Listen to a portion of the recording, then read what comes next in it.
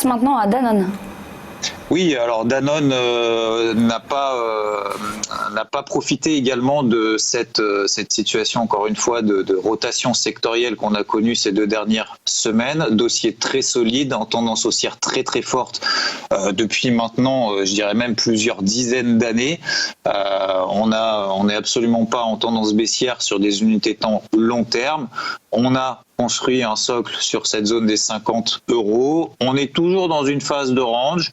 On voit encore une fois que là, un peu de la même manière que sur Bouygues, c'est-à-dire qu'il n'y a pas beaucoup de volatilité. C'est un dossier très solide. Elle a d'ailleurs bénéficié récemment d'une levée obligataire qui lui a permis d'avoir 800 millions d'euros, ce qui lui permettrait de bénéficier justement des conditions de marché actuellement favorables.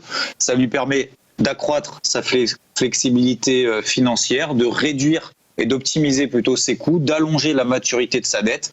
Donc du coup, elle profite de cette situation pour préparer un petit peu l'avenir.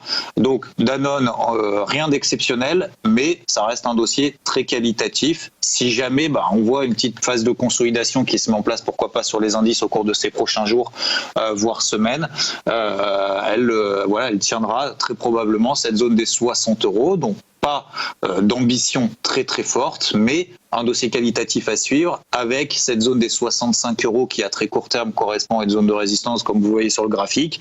Si on devait passer au-dessus des 65 €, très probablement lié à une bonne nouvelle sur le dossier Danone, ça lui permettrait pourquoi pas après d'accentuer ce rattrapage qu'elle connaît depuis maintenant 3 mois.